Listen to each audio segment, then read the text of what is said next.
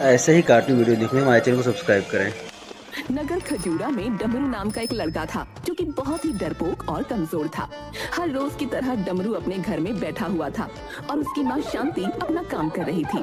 तभी शांति को जोर से चीखने की आवाज आती है जो कि डमरू की थी।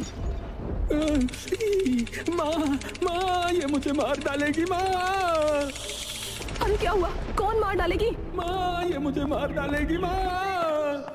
शांति कमरे में जाती है तो देखती है डमरू पलंग पर दोनों पैर समेट कर आंखें बंद करके बैठा हुआ था। अरे क्या हुआ? क्यों गला फाड़ रहा है? माँ माँ माँ, वो छिपकली, वो छिपकली। ये लो, खोदा पहाड़ और निकली चुईया। मुझे लगा कि न जाने क्या हुआ है और तू तो एक मुई छिपकली से डर गया। अरे माँ, अरे माँ, अरे माँ, देखो वो मुझे कैसे देख रही है, कैसे देख रही है। अरे हाँ हाँ, जैसे तू ऋतिक रोशन हो जो तुझे देख रही है। छिपकली डमरू की तरफ बढ़ती है। अरे माँ, देखो मत भगाओ इसे, भगाओ। छिपकली भाग जाती है और फिर शांति को एक शरारत सूझती है। बहुत डरता है ना, अभी इसके मजे लेती हूँ। वो एक नकली छिपकली लेकर डमरू के ऊपर डाल देती है। माँ, छिपकली मेरे ऊपर। अरे कितना डरपोक बेटा है मेरा, एक छिपकली से डर गया। अरे ये नकली छिपकली है। अरे माँ हो या जल्लाद हो, अगर मैं मर जाता तो। तभी डमरू के कमरे में उसके दोस्त भोलू और लड्डू आ जाते हैं। अरे ओ डरपोक, खेलेगा हमारे साथ? अरे कितनी बार कहा है तुझे, हमेशा उसे मत चढ़ाया कर। अरे तो मैं सही तो कह रहा हूँ। चल डमरू, खेलने चलते हैं। माँ, मैं अपने दोस्तों के साथ खेलने जा रहा हूँ। और खेलने के लिए चला जाता है। पता नहीं ये लड़का कब बड़ा होगा, अभी भी बच्चों जैसी हरकतें करता है।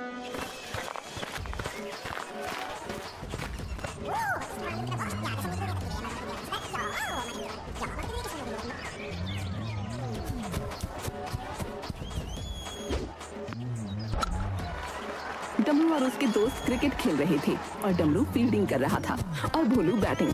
जैसे ही भोलू बैट से गेंद मारता है वो हवा में उड़ते हुए डमरू की तरफ जाती है। अरे बाप रे, ये गेंद तो मेरी तरफ आ रही है, कहीं मेरे सर के आर पार हो गई तो। और उसे देखकर भागने लगता है। अरे डमरू पकड़ उसे, अरे पकड़, हम भोलू से जीत जाएंगे।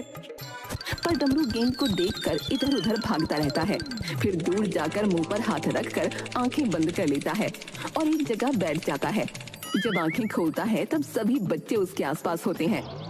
तूने गेंद क्यों नहीं पकड़ी? अगर तू गेंद पकड़ लेता तो हम मैच जीत जाते, पर तू डरपोक का डरपोक ही रहेगा। मैं डरपोक नहीं हूँ, अगर वो गेंद मेरे सर के आर पार हो जाती तो मेरे तो सर में छेद ही हो जाता। पहली बार तूने कोई ढंग का काम किया है। देख, तेरी वजह से मैं जीत गया। भोलू हंसता है और सभी बच्चे डमरू की इस बात से नाराज हो जाते हैं और डमरू भी हताश हो जाता है। मुझे माफ कर दो दोस्तों। पर सभी उसकी बात अनसुनी करके चले जाते हैं और जाते हुए, देखा लड्डू, मैंने तुझे कहा था कि तू डमरू को मत बुला, लेकिन तूने मेरी बात ही नहीं मानी। अब देख, इस डरपोक की वजह से हम हार गए। एक दिन मैं इन सबसे अच्छा खेलूंगा। हाँ। फिर घर चला जाता है। अरे क्या हुआ? तू तो खेलने गया था ना, तो फिर इतना उदास क्यों है? डमरू शांति को सारी बातें बताता है। हाँ तो सही तो कहते हैं तेरे दोस्त, वैसे भी तेरे डरपोक होने के किस्से तो पूरे गांव भर में मशहूर हैं। अगर डरपोकों की प्रतियोगिता हो ना तो तू उसमें पहले स्थान पर आएगा। तुम सब देखना, एक दिन मैं इतना ताकतवर हो जाऊंगा कि तुम सबको ऐसे ही फेंक दूंगा। हाँ हाँ ठीक है, अभी तो तू जा और कुएं से मटका भर कर ले आ, तेरे बापू आते ही होंगे। माँ, इस मटके का साइज तो देखो, और मेरी हालत देखो, मैं इसे कैसे उठाऊंगा? अच्छा बेटा, अभी तो सबको ठोक कर फेंकने की बात कर रहा था और अब इस मटके को नहीं उठा पाएगा। अब बातें मत बना और अब जल्दी से जा। डमरू मटका लेकर चला जाता है। इतने में ही डमरू का पिता महेश वहाँ पहुँच जाता है। अरे क्या हुआ? आप इतने परेशान क्यों हैं?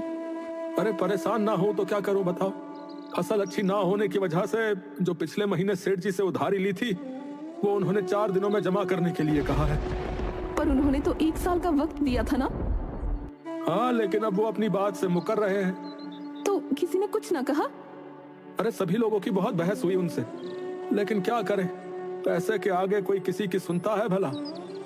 हाँ बात तो आप सही कह रहे हो, लेकिन आप क्या करें? बस वही सोच सोच कर पहले दिमाग खराब हो रहा है। एक काम क्यों नहीं करते? शहर में बड़े भैया से कुछ पैसे ले आओ, वो तो घर के ही आदमी हैं, उन्हें तो हम कभी भी पैसे लौटा सकते हैं। हाँ, बात तो तुम ठीक कह रही हो, पर मुझे खेत पर अभी बहुत काम है, मैं नहीं जा सकता। और अब तो किसी पर भरोसा भी नहीं रहा जिसे मैं पैसे लेने के लिए भेज दूं।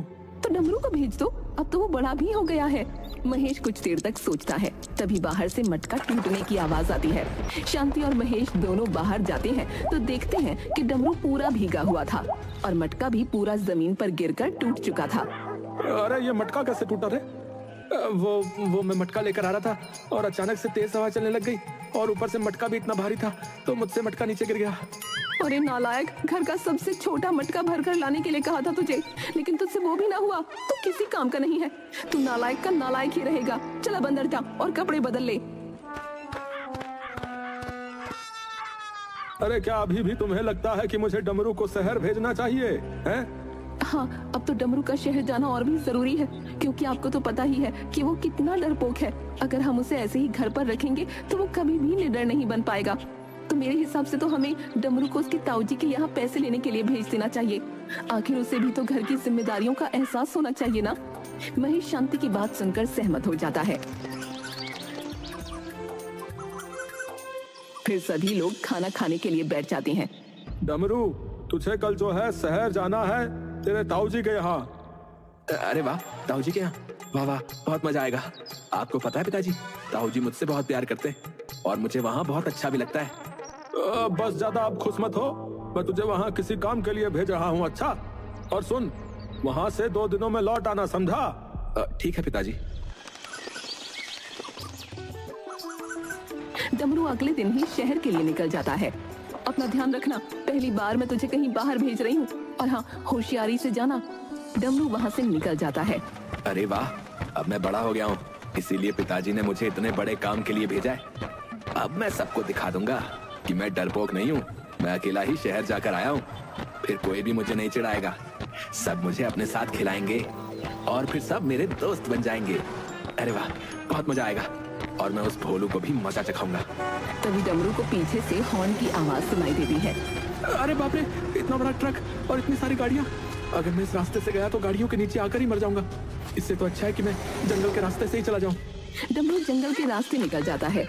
डमरू इधर उधर देखकर डरते हुए आगे बढ़ता है।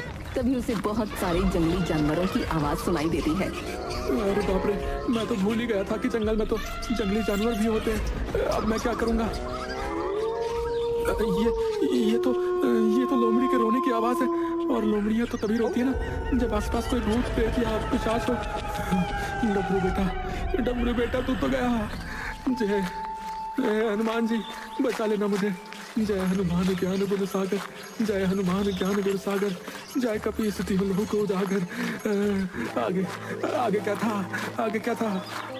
ऐसे ही डमरू थोड़ा आगे बढ़ता है। डमरू को सामने एक बड़ा सा कुत्ता दिखता है। अरे बाप रे, इतना बड़ा कुत्ता! अगर इसने मुझे खा लिया तो विसर्जन करने के लिए मेरी हड्डियां भी नहीं मिलेंगी। कुत्ता भी भौंकते हुए उसकी तरफ बढ़ता है और डमरू भी उसे देखकर भागने लगता है। भागते हुए डमरू का पैर एक पत्थर से टकरा जाता है और वो एक कुएं में जा गिरता है। अरे बचाओ! अरे बचाओ! और डमरू बेहोश हो जाता है। 2 सिपाही डमरू को उठाकर उनके देश के सरदार के पास ले जाते हैं। ये किसको लेकर आए हो? महाराज, ये हमें हमारे राज्य की सीमा पर मिला। महाराज, मुझे तो लगता है कि ये आपके दुश्मन का भेजा हुआ कोई जासूस है। महाराज, आई हमारे दुश्मन का जासूस? सरदार झुमरा झूम झूम कर बजा देगा इसका तमूरा। उठाओ इस बुड़बक को। फिर सिपाही उस पर एक लोटा पानी डाल देते हैं। डमरू आंखें खोलता है तो उसे एक बहुत अजीब अजीब तरह के इंसान दिखते हैं। मैं कहाँ गया हूँ? मैं तो कुएं में गिर गया था ना। अरे बाप रे, कहीं मैं मर तो नहीं गया? हे भगवान, कम से कम आखिरी बार मुझे अपने माँ बाप की शक्ल देते। और आप यमराज हो ना? अबे बुड़बक, बंद कर अपनी बकबक। जब से उठा है तब से गांव गांव किए जा रहा है। बताओ क्यों आए हो यहाँ पर? तुम्हें उस गामू ने भेजा है ना? कौन मामू? मैं किसी मामू को नहीं जानता। वो तो मेरे पीछे कुत्ता पड़ गया था और मेरा पैर पत्थर से टकरा गया तो मैं कुएं में गिर गया। मतलब तुम इंसान हो? और सभी लोग खुश हो जाते हैं। इंसान? तुम सब कौन से प्राणी हो भैया? हम सब आदिवासी हैं और ये हैं हमारे महाराज सरदार झमूरा। लेकिन तुम सभी तो इंसान ही लग रहे हो यार। इंसान जैसे दिखाई देते हैं, लेकिन हम दूसरी प्रजाति के लोग हैं। हमारे राज्य में इंसान असंभव। पहली बार हमारे राज्य में कोई इंसान आया है। बड़ी विचित्र जगह है। वैसे ये मामू कौन है? मामू नहीं, गामू। गामू एक राक्षस है जो हमारी प्रजाति को खत्म करना चाहता है। हाँ, उसने हमारा जीना दुश्वार किया है। वो हमारे बच्चों को ले जाकर खा जाता है। क्या? तो फिर उसे कोई मारता क्यों नहीं? हम उसे मारना तो चाहते हैं, लेकिन वो सिर्फ काली माँ की इस दिव्य तलवार से ही मर सकता है। निकालो तलवार और मार डालो उसे। निकाल सकते तो मैं उसे कब का खत्म कर देता, लेकिन उसने देवी माँ की तपस्या करके हमारी शक्तियां छीन ली और ये तलवार जमीन में गाड़ दी और माँ से वरदान मांगा कि कोई इंसान ही उस तलवार को निकाल सकता है और उसे मार सकता है।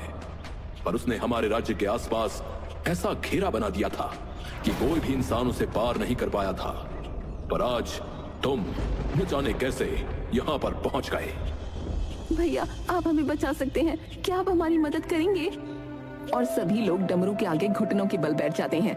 हाँ हाँ, बचा लो हमें। अरे नहीं नहीं, पागल हो गए क्या सबके सब तुम? है तुम्हारी जान बचाने के चक्कर में मैं बलि का बकरा नहीं बनने वाला। हाँ, वैसे भी मैं तो एक छिपकली को भी नहीं भगा सकता, तो उस राक्षस का सामना कैसे करूंगा? ना बाबा ना, मुझसे ये सब नहीं हो पाएगा। और वैसे भी मैं उसे कैसे मार सकता हूँ? मैं तो इतना कमजोर हूँ। देखो देखो मैं कितना कमजोर हूँ।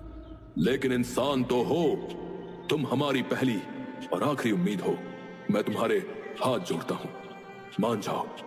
अगर तुम हमें बचा लोगे तो मैं तुम्हें ताकतवर बना सकता हूँ। ठीक है, लेकिन तुम पहले मुझे ताकतवर बनाओ। सरदार उसके सिपाही की तरफ इशारा करता है।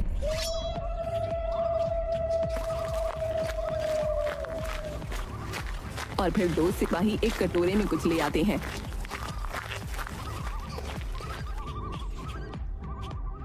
डम डम डम डम, चम चम चम चम, कर दे रहम हम पर थोड़ा, बना दे इस कमजोर को तगड़ा। ये लो, पी लो इसे।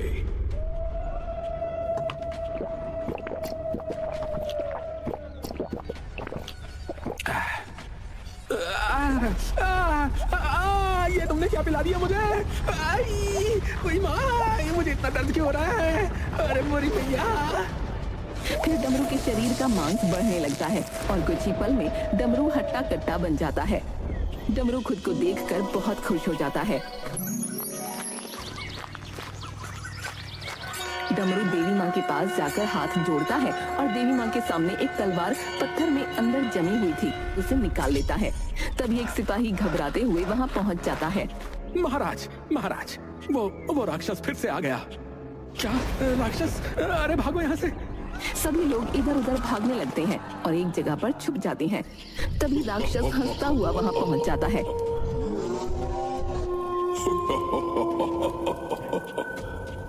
जाओ, मार डालो उस राक्षस को। मेरी मती मारी गई है क्या भाई? हैं? तुम उस राक्षस को तो देखो पहले, कितना डरावना और बड़ा है। अरे बाप रे, वो मुझे एक ही पल में मसल देगा ऐसे। डरपोक कहीं का। मैं डरपोक नहीं हूँ, समझे? और उस राक्षस के सामने जाकर खड़ा हो जाता है। डमरू के हाथ में दिव्य तलवार देख राक्षस चौंक जाता है। तुम यहाँ कैसे आए और ये तलवार कैसे निकाली? असंभव। तो जैसे राक्षस को खत्म करने के लिए ही देवी माँ ने मुझे यहाँ पर भेजा है।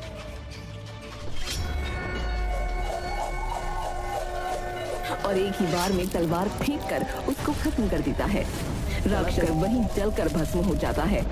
सभी लोग खुशी से नाचने लगते हैं। तुमने हमारी जान बचाई है। अगर जीवन में तुम्हें मेरी कुछ भी जरूरत पड़े तो मुझे याद कर लेना। डमरू सरदार को सारी बातें बताता है कि उसके पिता और बाकी गांव वालों की क्या स्थिति है। तुमने जितनी बहादुरी से इस राक्षस को मारा है, जाओ और अपने गांव के राक्षस को भी इतनी ही हिम्मत से मारना। इस ताबीज से तुम्हें कोई भी नहीं हरा सकता। इसे हमेशा अपने पास रखना। सरदार के 2 सिपाही डमरू को उसके गांव छोड़ आते हैं। सभी लोग डमरू को आश्चर्य से देखते हैं क्योंकि अब वो हट्टा कट्टा हो गया था। जब डमरू वहां पहुंचता है तो देखता है कि जमींदार सबसे जमीन के कागजात पर अंगूठे लगवा रहा है। अरे आओ आओ महेश बाबू, अब आप अंगूठा लगाओगे या अंगूठा काट कर लगवाऊं? रामलाल की बात सुनकर डमरू को बहुत गुस्सा आ जाता है और डमरू गुस्से में चलकर जमींदार के पास पहुंचकर उसे एक मुक्का मारता है। क्या कहा रे तूने? मेरे पिताजी का अंगूठा काटेगा? फिर उसका अंगूठा जोर से मरोड़ देता है।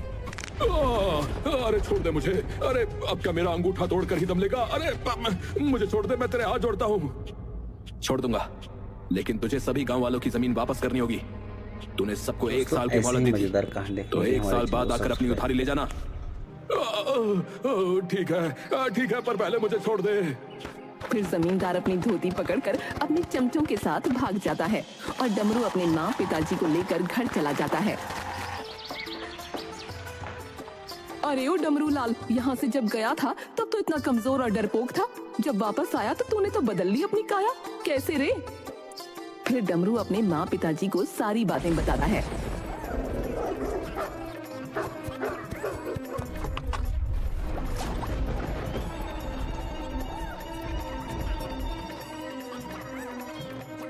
इस कहानी के माध्यम से ये समझ में आता है कि डमरू का एक नाम बच है, लेकिन उसने बुद्धि का इस्तेमाल किया। खुद से अपने गांव में जो एक नकारा था वो एक बहुत बलवान और बुद्धिमान साबित हुआ। ऐसी कहानी देखने के लिए हमारे चैनल को सब्सक्राइब करें।